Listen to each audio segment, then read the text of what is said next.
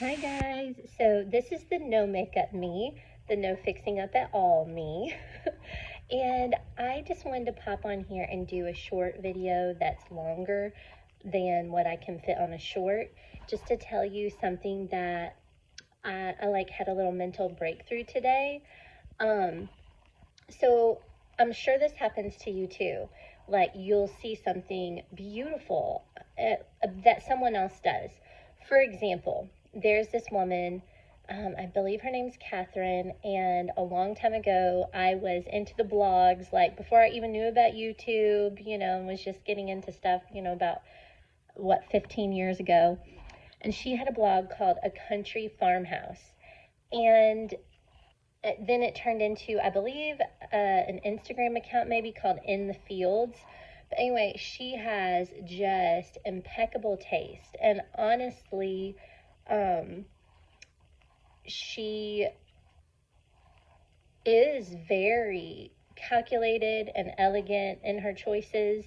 And that's something that I really think will happen over time with me in doing this challenge is whatever purchase I make, it will be thought out for a long time before I make the choice. And that's really the impression I take away from her blog. If you've not seen it, check it out. It's beautiful. And like I said, she doesn't post anymore, I don't think, but I believe that blog is still there. And it's just so gorgeous. A Country Farmhouse, Catherine, in the Fields. Type all that into a Google search and it will probably get you there. I mean, it's gorgeous. What she does is so beautiful. So I'm bringing this up because I was looking at her blog, no, her Instagram last night, and I was just thinking, oh, I'd love to recreate what she does in my house. The thing is, so her house now is a Federalist. And so I don't know if it's any kind of house they do or just because that one had so much history. She and her husband tried to do their house according to the architecture that it was built with and that time period. And I am way too much of a country girl that's never occurred to me to make something like period specific or whatever. And I got to thinking, oh, like what would be specific to the period of where I live now. And I was trying to think and research last night. And the funny thing about it, so I live in the Ozark foothills, and our culture is a lot like Appalachia, so extremely poor.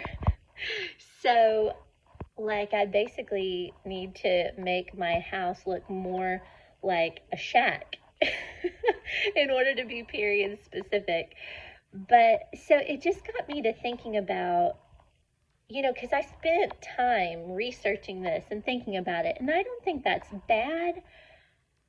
But the fact that I can't, or I'm choosing not to spend money, that kept me from, going on Temu or, Amazon or Walmart and seeing, okay, what kind of primitive burlap, red and black check, and, before I may have done that or bought something that was, kind of Ozarkish or countryish or shack-like or rustic, to make my house like a thing, because I'm like, okay, I got to do a thing.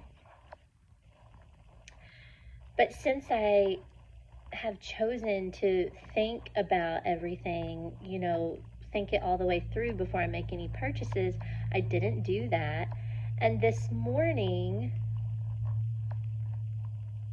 as I was throwing out my trash, I thought,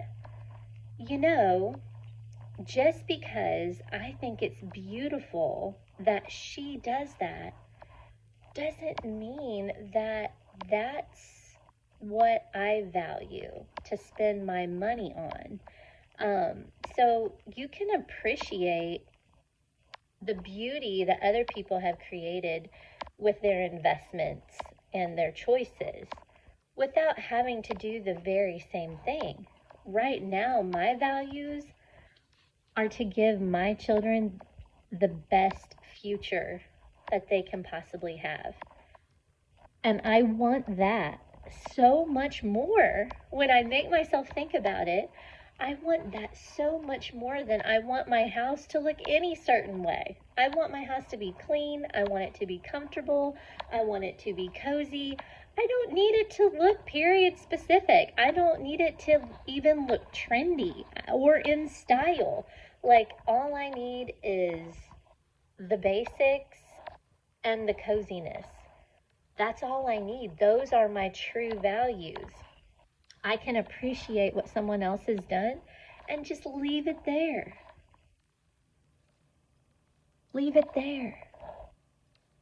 Admire their values, but then come back to yours. I'm growing and I'm learning, and I hope that this somehow encourages you too. Peace.